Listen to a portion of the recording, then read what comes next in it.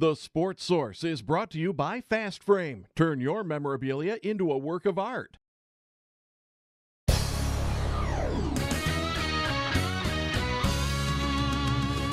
You are watching East Tennessee's first and only year-round sports talk show on television. This is The Sports Source with your host, John Pennington. Good Sunday morning. Welcome into a jam-packed episode of The Sports Source. We appreciate you being with us today. We have a lot of stuff on the AD search, some interesting numbers and facts and figures that you might find interesting. We also have some recruiting news. We have some some thoughts of mine on the coaching staff for Tennessee in 2017. We'll take a look at top-tier coaches across the country. And, oh, yeah, I wasn't exactly planning on it, but Tennessee wins at Vanderbilt last night. So we'll be talking Tennessee basketball as well today on the Sports Source. Let's get right into it. Our first segment brought to you by my friends at Tennova Healthcare. 3 hospitals in Knoxville alone, north, downtown, and west, plus hospitals in Jefferson City, La Follette, Newport, Morristown, Jamestown, and Cleveland. Not to mention even more clinics and doctors' offices all across East Tennessee. Tennova, ready to help you anywhere in East Tennessee whenever you need them. Learn more at Tennova.com.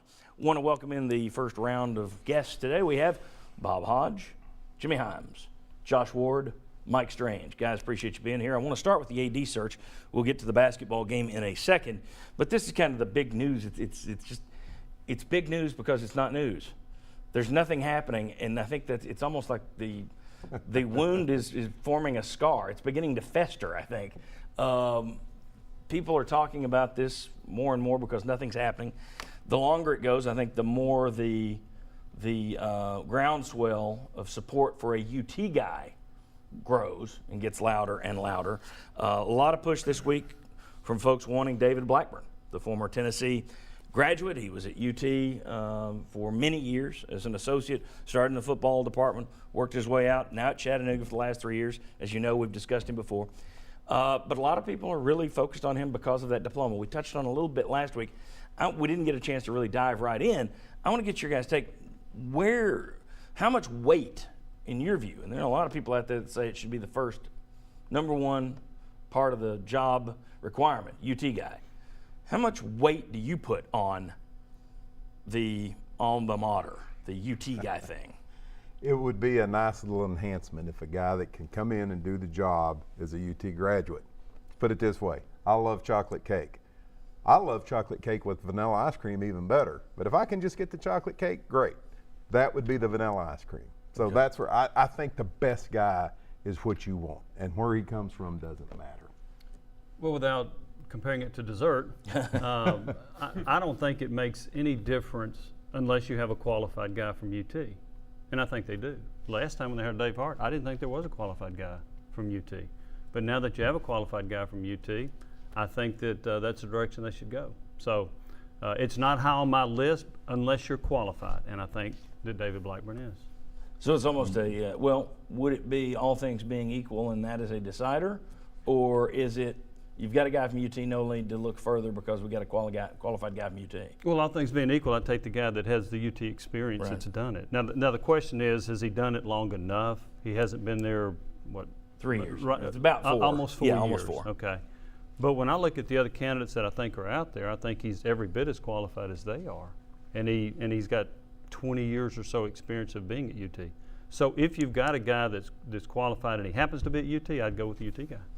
Yeah, it can't just be that, well, he's a UT guy or he's School X guy, depending on what school you're talking about, and that would trump the ability to do the job. It has to be that first, but it could also be timing as well. It might be some fractured relationships or just thoughts on how things have gone the last 4 or 5 years at Tennessee, and a UT guy could help with the relationships that would come with whatever is next for Tennessee's athletic department. But it has to be first, can you be a good AD? Can you take care of the business side, the coaching hires? And if you believe the AD can do that, the fact that he's a UT guy just makes it even better. I also agree that I think David Blackburn is qualified, but can we all kind of agree that Jeremy Foley in Florida has been a pretty good AD? Anybody know his alma mater? Well, I'll tell you, it's Hobart College in Geneva, New York, whatever. So he wasn't a Florida guy, but Just to make the point, the guy that does a good job trumps all, I think. Yeah, But and the one thing about Foley, though, he was at Florida for 20-something years. started right? in their ticket office. Yeah, before he got promoted Right. to AD. But still, if you The diploma. is yeah, what if I'm you look looking at the for. if you look at the and we'll be talking about that in a second. I went back through all of the Power 5 athletic directors, and we'll talk about where they came from and that kind of thing. A lot of people have their rivals. They have an alum of their rival, quite a bit out there. When do you were going to ask this question? I said I don't think we have time for it. Let's make time for it. How much, or when do you become a UT guy? Because one of the guys who's being considered, supposedly, is John Gilbert, who's the number 2 over there. He's been there. He's in the diploma. They've seen his work, but nobody. I mean, people around here didn't want Dave Hart because he's Bama Dave. John Gilbert's got Dave Hart's, he's wrapped DNA. all over him. Yeah, so, I don't think a lot of people would like the John Gilbert thing, fair or not. But at what point do you become a UT guy? I had someone over there just a week or two ago tell me you weren't going to find a guy who loved UT more than Chris Fuller, but he had to leave because they weren't going to promote him because he's not a UT guy. That was the feeling. I don't agree with that, but go ahead. Well, that was the feeling. No, it wasn't my feeling. Right, I understand. But here's the thing. When do you become a UT guy? Is it the alumni, or when did Jeremy Foley? Oh, you went to Hobart. You've been here 5 years now. Okay, you're a Florida guy. 20 years qualified. 20 years qualified. What was Doug Dickey a UT guy in 1985? See, you're jumping. You're doing well today. You're ahead of me on the forecast. And that was No. my whole point. Yeah. I mean, when Doug Dickey came in, I think best athletic director Tennessee's had in the last 50 years, I think beyond a shadow of a doubt. If you would have had Doug Dickey or Darth Vader at that time, most Tennessee fans would have said, well, go with Vader because that guy did us bad. And then look what he did for your athletic department. He's very good at And so I think getting hung up on one guy because he's from UT is a mistake. I don't think Tennessee needs to hire a search firm, but I think they do need to look at who's available out there. Doug Dickey is a perfect example. See, to me, look, find the best guy. And I would use the UT thing as a decider. If you get 2 candidates that are equal and one of them's from UT, perfect, do it. And maybe that's Blackburn. I've said numerous times, probably be the direction I would go in. But I have no problem with looking around. If you could compare that to, and Greg Byrne's name gets kicked around a lot, but Greg Byrne has been AD at Mississippi State, Arizona, 2 Power 5 schools, been in the SEC. His dad was an AD. Okay, now you can't tell me, throw him out. We don't even want to talk about him because we got David Blackburn, who's never run a $100 million department. But when you look at that whole UT thing, that loyalty thing, it works for one day. As soon as you take the job and make the first controversial decision, it doesn't work. I had people all week sending me tweets, about how Tennessee loved Fulmer and Majors, right up until they fired them. I mean, that's would Alabama right now trade Kent State's Nick Saban to bring back Mike Shula, their alum? I don't think so. So that stuff, and you had a point this week that Neyland Stadium is named for A Texan. your number one all-time And your favorite. number one all-time favorite player from Tennessee is a Louisiana. So that goes back to the question: when do you become a UT guy? 20 years. 20 I've already years. said Well, it. here's, What are you waiting here's and Dickey. You mentioned Dickey. I thought he's the perfect example in both directions. Comes here as a coach. He's a Florida guy. Comes here as a coach and is great. Rebuilds it. Yep. Then he goes to his alma mater. Doesn't work, gets fired at his alma mater where he's loyal. Comes back here where he has no time, and he's great as an athletic director. I understand it. I think it should be a final, if you're trying to push the scale, that's something that can push it over. But it's not my first search. But It's a scoop of ice cream. It's not my first priority. It's ice cream on the chocolate cake. Let's take a look at where the Power 5 ADs come from. Now, there are 64 sitting ADs right now, 65 schools. Pitt has an interim at the moment. 16 of the 64 are an alum of their employer. So 25% have someone from their own school. 75% do not.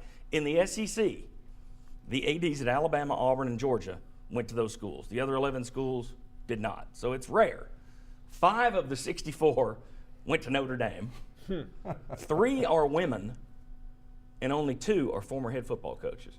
More likely to hire a female athletic director than you are a former football coach. And the thing there, you got Alvarez, but Bill Battle, he wasn't hired because he was a football coach. He was hired because he went and built $1 billion company over the 30 years once he got out of football. Yeah, I would consider Battle more of a businessman with the AD position than coach. And that's what I saw a lot of when I went through and looked at these guys' track records. A lot of schools have people that, I think Arizona State has an Arizona guy. Northwestern has an Illinois guy. I may be flip-flopping those. But a lot of schools, Tennessee has an Alabama guy. A lot of schools have a rival. But the other thing you notice is this guy came from ESPN. This guy came from an accounting firm. This guy he had his own business he was running. The days of just hiring a baseball coach or a football coach, there are some, Ray Tanner, John Cohen. Yeah. But that day is kind of past for the most part, and it's turned into a business thing, right or wrong. But anyway, thought those were interesting numbers. For all those that say, well, you have to hire your own guy, only 25% of the schools out there have. I'm not being anti-David Blackburn. I'm just saying he went to UT, so hire him. For that matter, I went to UT. You don't want to hire me. Okay.